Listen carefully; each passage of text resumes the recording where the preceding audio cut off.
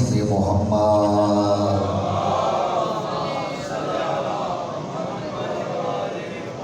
والصلاة والسلام على أهل بيته الطيبين الطاهرين المعصومين المنتجبين المنتخبين المظلومين المطهرين الذين أذهب الله عنهم الرجس وطهرهم تطهيرا صل على محمد ولعنة الله الدائمة على أعدائهم أجمعين من يومنا هذا إلى يوم الدين. أما بعد فقد قال الله تبارك وتعالى في كتابه المجيد وخطابه الحميد وهو أصدق القائلين وقوله الحق. بسم الله الرحمن الرحيم والضحى والليل إذا سجى ما ودعك ربك وما قلى وللآخرة خير لك من الأولى ولسوف يعطيك ربك فترضى. مل کے بآواز بلند صلوات پڑھیے. سب اگے آئے ہو بھائی مسئلہ. نعرہ تکبیر اللہ، نعرہ تکبیر اللہ، نعرہ رسالت، نعرہ رسالت، نعرہ حیدری، حیدری. مل کے بآواز بلند صلوات پڑھیے.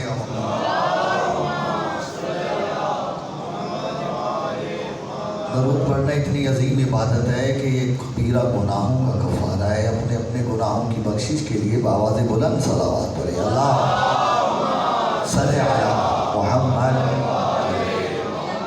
حضور انتہائی مختصر سی گفتگو ہے اور جو وقت مجھے دیا گیا ہے انشاءاللہ اسی وقت میں اپنی بات کو مکمل کروں گا، چونکہ مجھے بھی آگے پہنچنا ہے. اور جو مجھے وقت دیا گیا تھا میں تو اس پہ حاضر تھا، لیکن ظاہر بانی کی اپنی مجبوری ہوتی ہے. اس لیے میرا اپنا گھر ہے، اپنا علاقہ ہے، کوئی خطابت کا شوق نہیں ہے دکھانے کا. صرف چند باتیں کرنا چاہ رہا ہوں، اگر پہنچ گئی تو لطف لیجیے گا. سورہ والضحیٰ کی ابتدائی آیات تلاوت کرنے کا شرف حاصل کیا گیا. ارشاد پروردگار ہے کہ میرا حبیب والضحیٰ واللیل اذا سجا. میرا حبیب مجھے دن کی قسم، میرا حبیب مجھے رات کی قسم جب وہ چھا جائے. ما ودعک ربک وما قلی. تیرے رب نے نہ تو کبھی تجھے اکیلا چھوڑا ہے اور نہ ہی وہ کبھی تجھ سے ناراض ہوا ہے. کوشش کرنا جسے جسے سمجھ آ رہی ہے تھوڑا تھوڑا میرے ساتھ بولنے کی. میرا حبیب تیرے رب نے نہ تو کبھی تجھے اکیلا چھوڑا ہے اور نہ ہی وہ کبھی تجھ سے ناراض ہوا ہے. وَلَلْآخِرَةُ خَيْرٌ لَكَ مِنَ الْأُولَى. میرے حبیب تیری آخرت، تیرا انجام تیری اس دنیا سے بہت بہتر ہے. وَلَسَوْفَ يُعْطِيكَ رَبُّكَ فَتَرْضَى. اور ان قریب تیرا رب تجھے وہ عطا کرے گا جس سے تو راضی ہو جائے.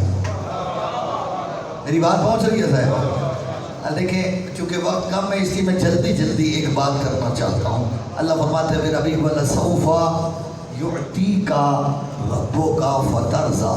اور ان قریب یقیناً تیرا رب تجھے وہ عطا کرے گا جس سے تو بولے راضی ہو جائے گا. قبلہ دنیا مر رہی ہے اس بات کے پیچھے کہ اللہ اس سے راضی ہو جائے.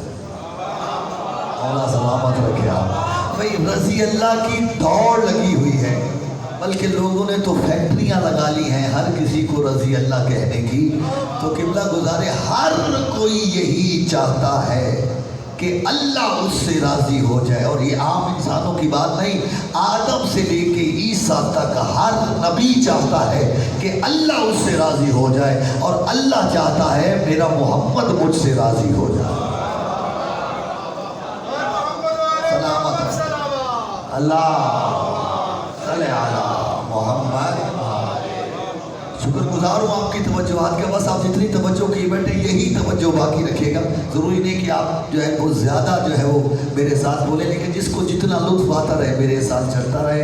سورہ والضحیٰ کی ابتدائی آیات ہیں جس میں اللہ نے دو قسمیں اٹھائی ہیں. میرا حبیب مجھے دن کی قسم، میرا حبیب مجھے رات کی قسم۔ میرا سوال ہے، اگر کوشش کریں تو بول کے جواب دیجیے گا کہ یہ قسمیں اٹھائی کس نے؟ سارے بولے بھائی اللہ کو بھی قسمیں اٹھانے کی ضرورت ہے؟ بولے نہیں ہے نا۔ اس کے باوجود اللہ قرآن میں قسمیں اٹھا رہا ہے، اور کوئی ایک نہیں، متعدد مقامات پہ اللہ نے قسمیں اٹھائی۔ کبھی فرمایا والعصر ان الانسان لفی خسر، کہ مجھے عصر کی قسم ہے۔ اب میں جان بوجھ کے عصر کا ترجمہ اس لیے نہیں کیا کہ جو مترجمین ہیں انہوں نے بہت سارے ترجمے کیے ہیں اس عصر کے۔ کوئی کہتا ہے کہ اس سے مراد نماز عصر ہے، کوئی کہتا ہے اس سے مراد عصر عاشور ہے، کوئی کہتا ہے عصر سے مراد زمانہ ہے، اور کوئی کہتا ہے اس عصر سے مراد صاحب العصر والزمان۔ امام زمانہ کی قسم اٹھائی اللہ نے، والعصر کے ساتھ اللہ نے قسم اٹھائی مجھے عصر کی قسم۔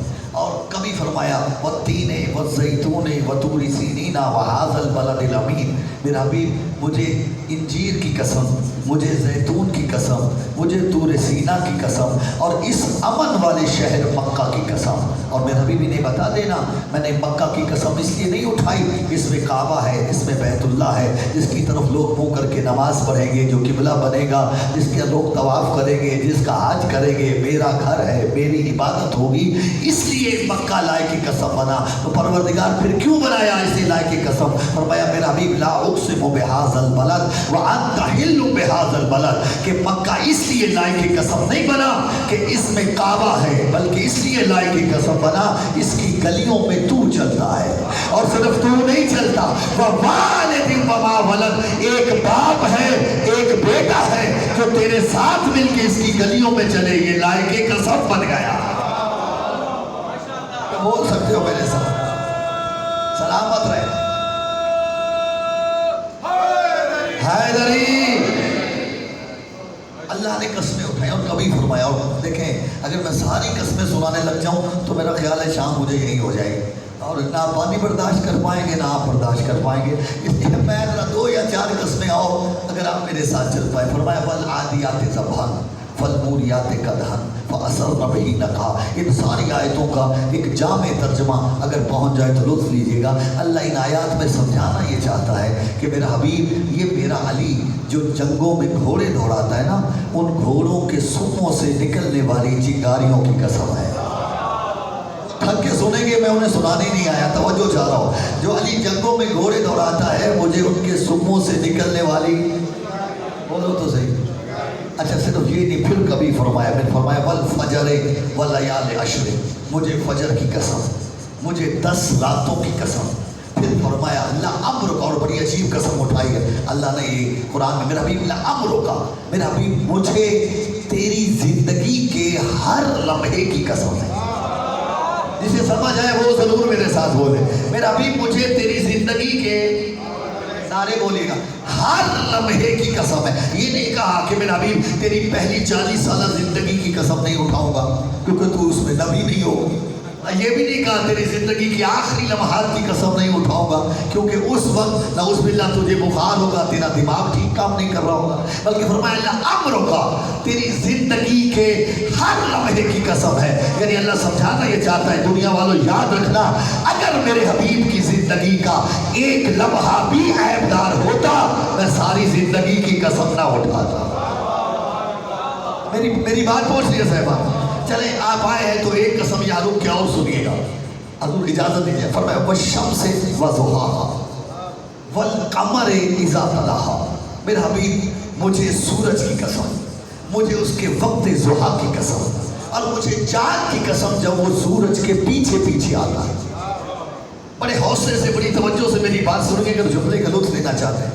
قبلہ یہ سورہ والشمس ہے، اس میں اللہ نے اٹھائی ہے قرآن 11 قسمیں اٹھائی ہیں، بیک وقت 11 قسمیں اٹھائی ہیں اس سورہ میں، اور فرمایا والشمس وضحاها، مجھے سورج کی قسم، سورج کے وقت ضحیٰ کی قسم، اور والقمر اذا تلاها، مجھے چاند کی قسم جب وہ سورج کے، بولو تو صحیح، پیچھے پیچھے آتا ہے۔ آپ یہ مشاہدہ کیجیے گا، یکم سے لے کے 10 تاریخ تک کا چاند کبھی سورج کے پیچھے پیچھے نہیں آتا۔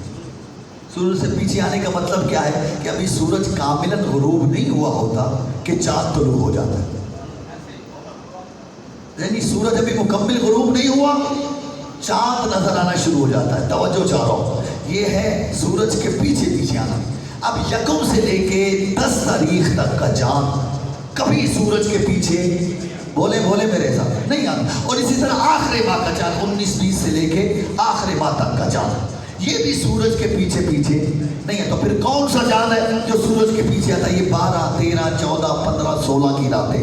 یہ وہ راتیں ہیں کہ جب سورج کے پیچھے چاند طلوع ہوتا ہے. ابھی سورج کاملاً غروب نہیں ہوا ہوتا کہ چاند نظر آنا شروع ہو جاتا ہے. اور یہ وہ راتیں ہیں جو چاند کے عروج کی راتیں ہیں. جو قرآن فہمی کا ذوق رکھتے ہو، یہ چاند کے کمال کی راتیں ہیں. یعنی اللہ سمجھانا یہ چاہتا ہے کہ میں مطلقاً چاند کی قسم نہیں اٹھا رہا، میں تو ان راتوں کے چاند کی قسم اٹھاتا ہوں جب وہ سورج کے پیچھے آتا ہے. وہ راتیں چاند کے کمال کی راتیں ہیں، چاند کے عروج کی راتیں ہیں. یعنی سمجھنا کی کوشش کرنا.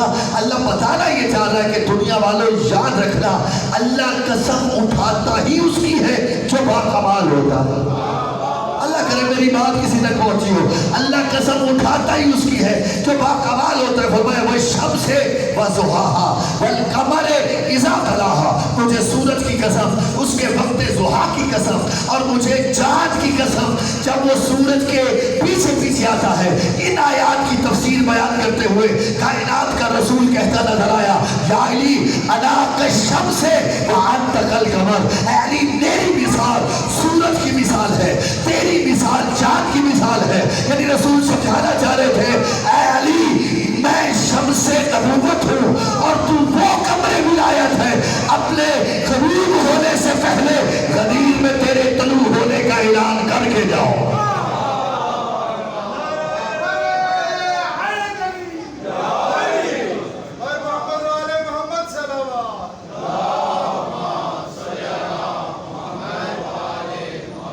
کوشش کیجیے کہ ذرا اس سے بھی آہستہ سے صلوات سنائیے. سلام محمد وعلے مولا آپ کو سلام. قبلہ قسمیں اٹھائیں اللہ نے. آپ میرے ساتھ آئے، میرا جی چاہتا ہے رک کے ایک قسم اور سناتا ہے.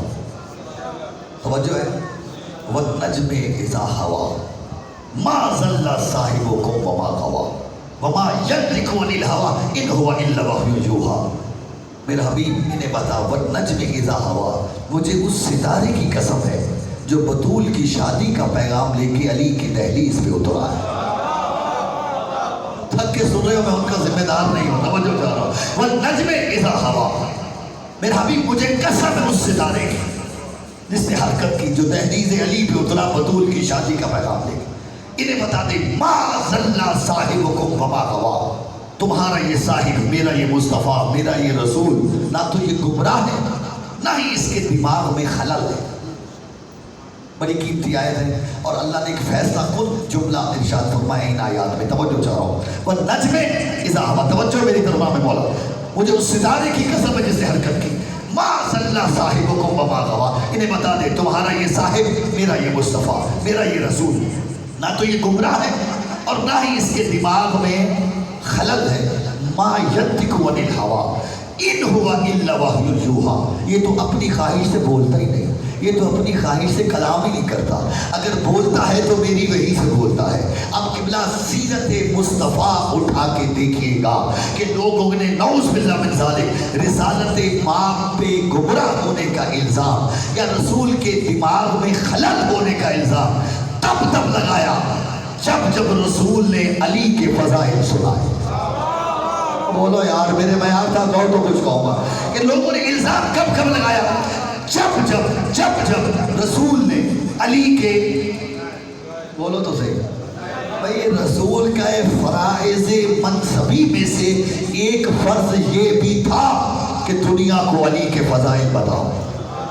کوئی تو اس جملے کی قدر کرے گا. توجہ چاہ رہا ہوں. جہاں رسول کے اور فرائض منصبی تھے، کفر سے نکال کے، شرک سے نکال کے دائرہ اسلام میں لانا، قرآن کے ذریعے ان کا تزکیہ نفس کرنا، ان فرائض کے ساتھ ایک فریضہ رسالت امام یہ بھی تھا کہ دنیا کو سمجھاؤ رسول کے بعد علی کا مقام کیا ہے.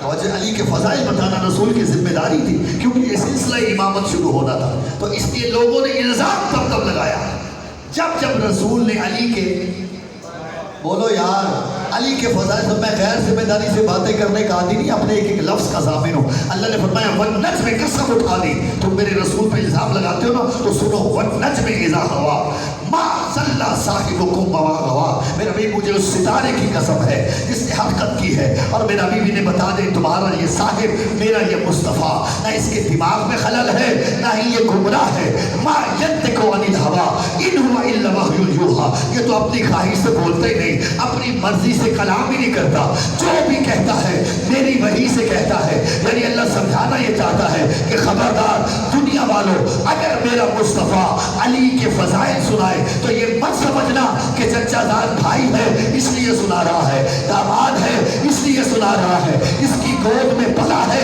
اس لیے سنا رہا ہے، یا محمد اس کے باپ کی گود میں پلا ہے اس لیے سنا رہا ہے، یا انسیت ہے اس لیے سنا نہ، میرا رسول رشتہ داریوں کو نہیں دیکھتا، میرا رسول قرابت کو نہیں دیکھتا، کیونکہ میرا رسول پابند میرا ہے، میرا رسول تو میری وحی کے بغیر کلام نہیں کرتا۔ تو پھر یاد رکھنا علی کو فضیلت دینا میرا کام، تمہیں بتانا میرے محمد کا کام۔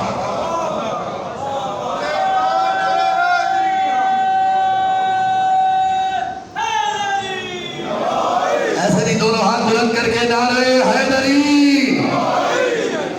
توجہ صاحبہ، قبلہ مجھے دیا گیا وقت بڑی جلدی سے گزر رہا ہے، میں اپنی بات کسی مقام تک لے کے آنا چاہتا ہوں اور بڑی توجہ چاہتا ہوں۔ بات ذہن میں ہے، میں نے کیا کہا یہ قسمیں اٹھائیں کس نے؟ سارے بولو حضور اللہ نے قسمیں اٹھائی ہیں، اللہ کو بھی قسمیں اٹھانے کی ضرورت ہے، بولے قسمیں میں یا آپ اٹھاتے ہیں، کیوں؟ دو وجہوں سے حضور، دو وجہ سے، یا ہمیں کوئی مفاد ہے قسم اٹھانے سے کوئی فائدہ حاصل کرنا چاہتا ہے، یا کسی کا خوف ہے چاہے وہ اللہ کا ہی کیوں نہ ہو لیکن خوف اس کا عنصر شامل ہے۔ توجہ چاہتا ہم دو وجہوں سے قسمیں اٹھاتے ہیں، یا مفاد کی وجہ سے، یا بولے اللہ کو کسی سے مفاد نہیں، بولو تو صحیح، اللہ کو کسی کا خوف نہیں، اس کے باوجود وہ قسمیں اٹھا رہا ہے۔ توجہ چاہ رہا ہوں، آخر کوئی تو سبب ہے۔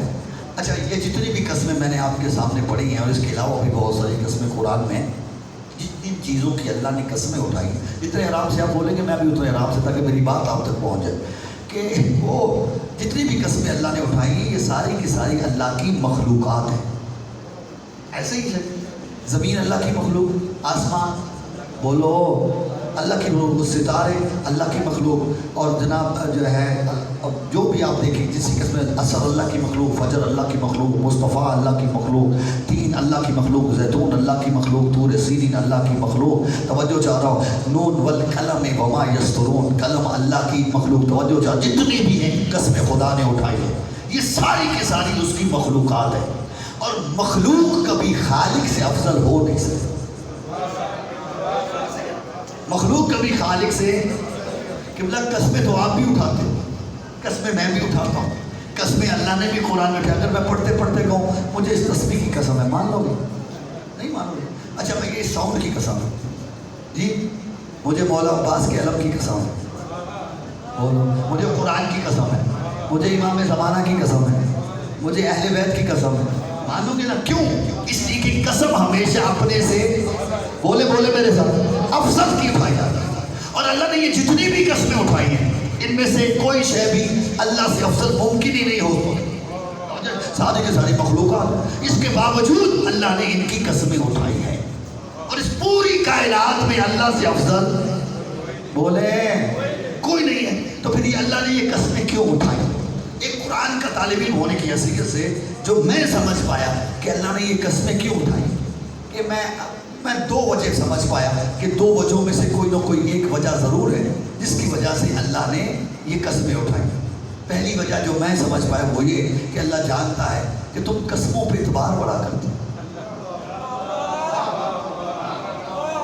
بولو یار میرے ساتھ، مزاج قسموں والے، آپ کے سامنے کوئی قسم اٹھا کے چاہے اس کے بعد جھوٹ پہ جھوٹ بولتا جائے آپ اس کا یقین کر لیتے، کیوں؟ اچھا مزے کی بات ہے، آپ اس پہ یقین نہیں کر رہے ہوتے، جس کی وہ قسم کھا رہا ہے اس پہ یقین کر رہے ہیں، اور یہ یقین کرنا اچھی بات ہے، لیکن قسم کھانے والے کو چاہیے وہ جھوٹی کھا رہا ہے یا سچی کھا رہا ہے وہ فیصلہ خود کرے۔ وہ جو چاہتا ایک تو اللہ جانتا ہے کہ تم لوگ قسموں پہ اعتبار بڑا کرتے ہو، دوسری وجہ جو میں سمجھ پایا کہ اگر میں مجلس پڑھتے پڑھتے پڑھتے اچانک کہہ دوں کہ مجھے مولا حسین کے خون کی قسم ہے، مثال دے رہا ہوں، تو یہ جو بھائی ابھی بھی ادھر ادھر دیکھ رہے ہیں نا، توجہ میری طرف نہیں کر پا رہے، ایک دفعہ کان ضرور کھڑے کریں۔ یہ جو اچانک اس نے قسم کھائی ہے، اللہ جانے کتنی اہم بات کرنا چاہتا ہے یا نہیں ہے؟ بولے تو صحیح۔ بس قبلہ اللہ نے دیکھا جب قاری قرآن پڑھتے پڑھتے پڑھتے اچانک دیکھے گا کہ وہ خدا جسے قسم اٹھانے کی ضرورت ہی نہیں، وہ قسم اٹھا رہا ہے، تو یقیناً کوئی زیادہ ہی اہم بات کرنا چاہتا ہے۔ بولو جو بولنے کی عادت رکھتے ہو، توجہ چاہ رہا ہوں کہ کوئی نہ کوئی اہم بات کرنا۔ اب پورا قرآن اٹھا کے دیکھیے، پورا قرآن اٹھا کے دیکھے گا، اللہ نے جہاں جہاں بھی قسم اٹھائی ہے، اس کے بعد جو اللہ نے بات کی، چونکہ اس بات کی اہمیت اتنی زیادہ تھی، اللہ نے اس سے پہلے قسم اٹھا دی کہ قاری قرآن پڑھتے پڑھتے دیکھے کہ اللہ نے قسم اٹھائی ہے، اس کے بعد کوئی اہمیت والی بات ہے، تو اللہ نے جہاں جہاں بھی قسم اٹھائی، اس کے بعد جو بات کی وہ بات بڑی اہمیت والی تھی۔ اگر آپ یہاں تک آ گئے، شکر گزار ہوں، مشکل بات بڑے حوصلے سے آپ نے برداشت کی۔ فیصلہ میں آپ سے کروانا چاہ رہا ہوں کہ اگر خدا اپنی مخلوق کی قسم اٹھائے، اس کے بعد اگر وہ کوئی بات کرے، اس بات کی اہمیت بہت زیادہ ہے، تو وہی خدا اگر کہیں اپنی ذات کی قسم اٹھاتا نظر آئے، اس کے بعد اگر کوئی بات کرے گا تو وہ بات کتنی اہمیت کی حامل ہوگی۔ اٹھائیے، پورے قرآن میں صرف ایک موقع ہے کیا اللہ نے اپنی ذات کی قسم اٹھائی، فرمایا میرا حبیب فلا وربک لا یؤمنون حتی یحکموک فیما شجر بینہم، میرا حبیب مجھے تیرے رب کی قسم ہے، یہ جتنے تیرے ارد گرد کلمہ پڑھ کے بیٹھ گئے ان میں سے کوئی بھی مومن نہیں ہے۔ اللہ جانے کس تک میری بات پہنچی ہے، کون کون میرے ساتھ چل سکتا ہے؟ مولا سلامت رکھے آپ سب کو۔ فلا وربک لا یؤمنون، میرا حبیب مجھے تیرے رب کی قسم ہے، ان میں سے کوئی بھی مومن۔ پروردگار کیا فرما دیا، کلمہ پڑھنا کوئی آسان کام ہے؟ بولے تو صحیح، بڑا مشکل کام تھا۔ میں بات کر رہا ہوں، اللہ جانے کس تک پہنچے کس تک نہ پہنچے۔ کبھی کبھی کلمہ پڑھنے کے لیے گھر چھوڑنا پڑتا تھا، بولے، اور کبھی کبھی تو بہن کو مارنا بھی پڑتا تھا۔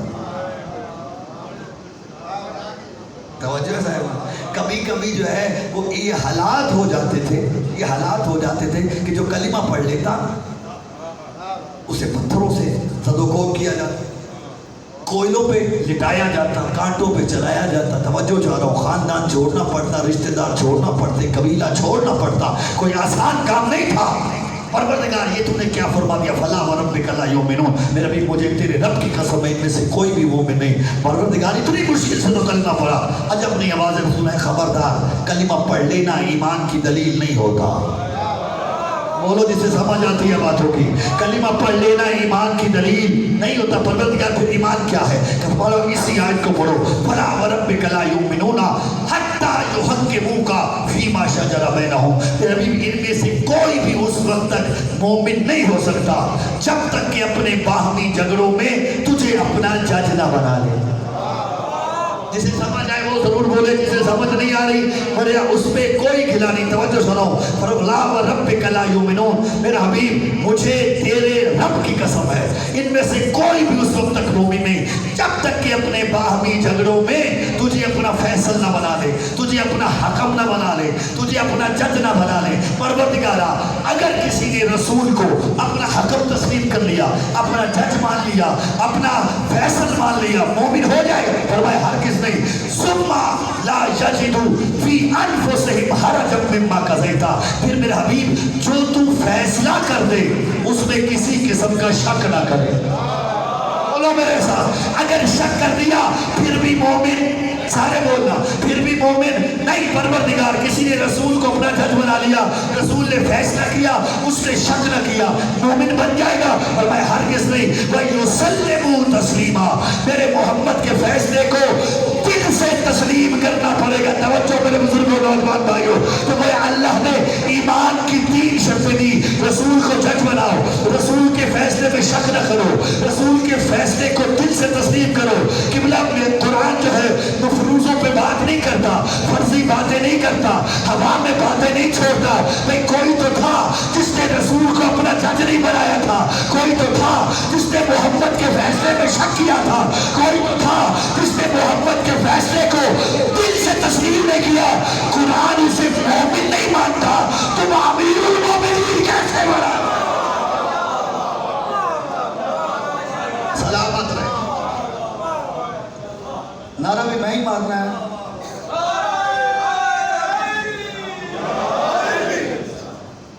توجہ صاحبہ، خدا اسے مومن نہیں مانتا، تم اسے امیر المومنین۔ توجہ ہے میری طرف؟ قبلہ شاہ صاحب بھی آ گئے ہیں اور میرا بھی وقت ہو گیا، صرف ایک جملے کی مجھے اجازت دیجیے گا اور میں آپ کی زحمت تمام کروں۔ توجہ صاحبان کو کہ قرآن اسے مومن نہیں مانتا جو مصطفیٰ کے فیصلے میں شک کرے یا مصطفیٰ کے فیصلے کو دل سے تسلیم نہ کرے۔ کتنا بڑا جرم ہے یہ، رسول کا فیصلہ نہ ماننا۔ بولے تو صحیح، یعنی اللہ کو اس کے کلمے کی بھی پرواہ نہیں ہے۔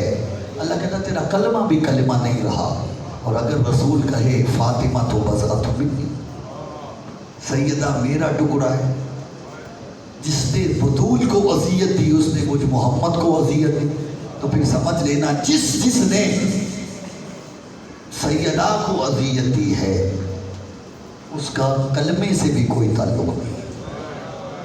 ہاں وہ کلمہ، اس کے کلمے کا بھی اعتبار نہیں، فارغ ہے اس کا کلمہ۔ اور خدا کی قسم اتنی اذیت دی گئی بطول کو، سیدہ کو کہنا پڑ گیا بابا سبت علیہ مسائب لو انہا سبت علی الایام سرنا لیالیا۔ بابا تیرے جانے کے بعد مجھ زہرا پہ اتنی مصیبتیں آئیں، دنوں پہ آتی راتوں میں تبدیل ہو جاتے۔ یہ مرثیہ سنا ہے نا آپ نے سیدہ کا؟ یہ وہ مرثیہ جو ہر کوئی پڑھتا ہے، ہر کوئی اس مرثیوں کو پڑھتا ہے۔ ایک مرثیہ وہ ہے جو سیدہ نے کہا کب؟ جب پہلو شکستہ تھا، پسلیاں ٹوٹی ہوئی تھی، بابا کی قبر پہ بطول نے کھڑے ہو کے ایک مرثیہ پڑھا۔ سیدہ نے ایک جملہ کہا بابا جاوز الحد بلطم خدی، بابا تیرے جانے کے بعد تیرے کلمہ پڑھنے والوں نے مجھ پہ ظلم کی انتہا کر دی ہے، اور چند ظلم گنائے ہیں سیدہ نے، میں سارے نہیں پڑھ پاؤں گا، صرف ایک جملہ سیدہ کا۔ سیدہ فرماتی جاوز الحد بلطم خدی، بابا تیرے جانے کے بعد ان لوگوں نے ظلم کی انتہا کر دی۔ پہلا ظلم کیا ہے؟ بلطم خدی، پر اللہ کے حبیب میرے بابا جن رخساروں پہ تو بوسے دیتا تھا نا، یہ اس پہ تماچے مارتے ہیں۔ اللہ اکبر، جاوز الحد بلطم خدی، انہوں نے میرے چہرے پہ تماچے مار کے ظلم کی انتہا کی ہے۔ اور ایک جملہ کہا بابا ایک سیدہ فرماتی ہے کہ دیکھو بابا میں وہ مظلومہ ہوں، اتنا ظلم ہوا ہے مجھ پہ۔ سیدہ نے ظلم گنائے اور کہا دیکھو بابا میں گواہ لے کے آئی ہوں، اپنی ظلم کے گواہ لے کے آئی ہوں۔ سنو گے جملہ؟ سیدہ نے ایک جملہ فرمایا کہ الباب والجدار والدماء شہود صدق لا اباء، بابا میری مظلومیت کے 3 ایسے گواہ ہیں جنہیں جھٹلایا نہیں جا سکتا۔ کون سا؟ ایک جلتا ہوا دروازہ، اجرکم اللہ، ایک گرتی ہوئی گھر کی دیوار، اور میرا شکستہ پہلو اور بہتا ہوا خون۔ خدا کی قسم انتہا کر دی ہے سیدہ پہ ظلم کی۔ ایک جملے کی مجھے اجازت دینا، اگر ظلم یہی ختم ہو گیا ہوتا، میں نے کہہ دیا آپ نے سن لیا، وہ بھی قابل برداشت نہیں تھا، لیکن خدا کی قسم بطول کی بطول بیٹیاں کربلا سے لے کے شام تک تازیانے کھاتی تھی۔ اجرکم اللہ، سوائے غم آل محمد کے کوئی غم نہ دیکھے گا۔ صرف ایک جملے کی مجھے اجازت دینا، جو سادات بیٹھے ہو مجھے معاف کر دینا۔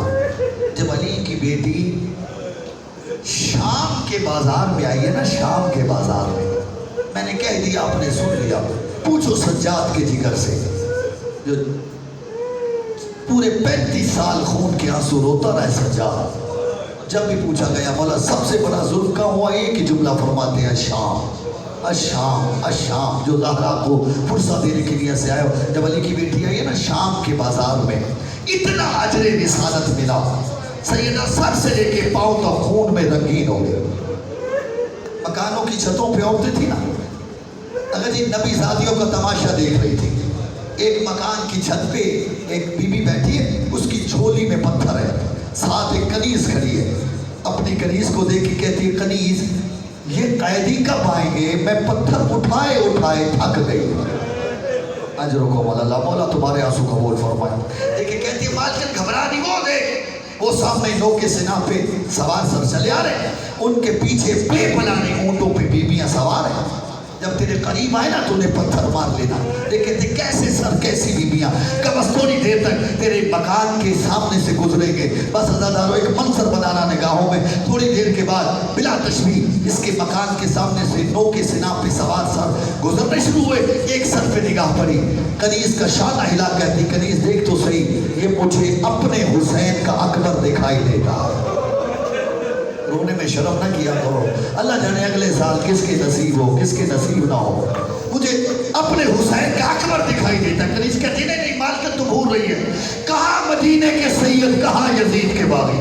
یہ مدینے والے سید نہیں ہیں، یہ تو یزید کے بھائی. اچھا سر گزرتے گئے، یہ شکلوں سے شکلیں ملاتی چلی گئی. ایک اور سر پہ نگاہ پڑی، آواز دیکھ کہتی کنیز پہچان، مجھے حسد کا یتیم قاسم نظر آتا ہے. وہ اللہ کنیز نے پھر جھٹلایا، سر گزر گیا. اب جو ایک سر سامنے آیا نا، گھبرا کے کھڑی ہوئی، پتھر جھولی سے زمین پہ گرے. رو کے کہتی کنیز تو مان نہ مان، یہ میرے حسین کا اصغر ہے، یہ 6 ماہ کا علی اصغر ہے، یہ اصغر کے سوا اور کوئی نہیں ہو سکتا. اتنے میں بازار شام میں ہاتھوں میں ہتھکڑیاں، پاؤں میں بیڑیاں، گلے میں خاردار تو، جھکی ہوئی کمر، پریشان بال، کربلا سے لے کے شام تک کی خاک، سر کا خون سید الساجدین پہ پڑی. پہچان نہیں پائی. آواز دے کہتی ہے کنیز جلدی جا، اس قیدی کو سلام کر، اپنا بھی سلام کہنا، میرا بھی سلام کہنا، اور اس سے پوچھ تیرا نام کیا ہے، تیری ذات کیا ہے، تیرا وطن کون سا ہے. عزادارو کنیز مکان کی چھت سے اتری، کہا آئی جہاں سید الساجدین دینا اور جھولیاں پھیلا کے آل محمد سے آنسو کی بھیک مانگ لینا. امام فرماتے میرا بھی تجھ پہ سلام. یہ کہتی ہے قیدی میری مالکن کا بھی سلام. امام نے فرمایا میرا بھی تیری مالکن پہ سلام. کہا میری مالکن پوچھ رہی ہے بتا تیرا نام ذات یا وطن کیا ہے. جو لفظ سمجھ کے گریا کرتے، جب اس نے کہا نا مالکن پوچھ رہی ہے بتا تیرا نام ذات یا وطن کیا ہے، امام کی آواز ہے جا اپنی مالکن سے کہے اگر میرا نام ذات یا وطن پوچھنا ہے نا تو پھر مکان کی چھت پہ نہیں، بازار میں آ کے بول. عزادارو جیسے ہی لفظ بازار آنا تھا، کنیز چل کے تو پیچھے ہٹی. کہتی ہے قیدی مان کر، کہاں بازار کا ماحول، کہاں میری مالکن، یہاں بدماشوں کا ہجوم ہے، یہاں شرابیوں کا مجمع ہے، اور میری مالکن مدینے والے سیدوں کی کنیز ہے، وہ کوئی عام خاتون نہیں ہے. امام نے فرمایا کیا اپنی مالکن سے کہے اگر وہ مدینے والے سیدوں کی کنیز ہے تو اس سے پوچھ تیرے مدینے والے سیدوں نے تجھے منع نہیں کیا تھا جب اس طرح کے قیدی آئے ان کا تماشا نہ دیکھ. اجرکم اللہ، اجرکم اللہ. مولا تمہارے آنسو قبول فرمائے. سوائے ہمیں آل محمد کے کوئی غم نہ دیکھو. کہتی نہیں کہتی میری مالکن بڑی ہمدرد ہے، جب سے تم بازار میں آئے ہو نا تمہیں دیکھ کے مسلسل آنسو بہا رہی ہے. جلدی بتا تیرا نام ذات سے وطن کیا ہے. امام نے فرمایا مجھے اور تکلیف نہ دے، جا اپنی مالکن سے کہے اگر پوچھنا ہے تو خود بازار میں آ. لفظ کہہ رہا ہوں اگر پہنچ جائے تو اس سے بڑا مسائل کہاں سے لاؤں گا. عزادارو روتی ہوئی کنیز واپس پلٹی. مالکن نے دیکھا فرمایا کیا ہوا. کہتی اللہ جانے عجیب کہتی ہے، کہتے ہیں اگر پوچھنا چاہتی ہے نا تو خود بازار میں آ. اور عزادارو اس بی بی نے برقع پہنا، اللہ اکبر، برقع پہن کے کہا آئی یہاں سید الساجدین کھڑے تھے. سلام کے بعد پہلا جملہ یہی کہا کہ قیدی یہ بازار ہے اور میں شریف ذاتی ہوں، مجھے زیادہ دیر اس بازار میں کھڑا نہ رکھنا. میں آل محمد کی کنیز ہوں، یہاں بدماشوں کا ہجوم ہے، یہاں شرابیوں کا مجمع ہے جو ماتم کے لیے سے آئے ہو. جلدی بتا تیرا نام ذات یا وطن کیا ہے، یہ بازار میرے لائق نہیں ہے. امام کی آواز آئی پہلے تو بتا کیا تو میرے چچا مالک اشتر کی بیٹی بہن ریحانہ تو نہیں ہے. وہ عزادارو لفظ سے بہن آنا تھا. ریحانہ چند قدم پیچھے تھی. کہتی ہے کون ہے اس بازار میں مجھے بہن کہنے والا، اور مجھے بہن کہے تو میرا سگا بھائی کہے یا میرا مولا سجاد مجھے بہن کہتا ہے.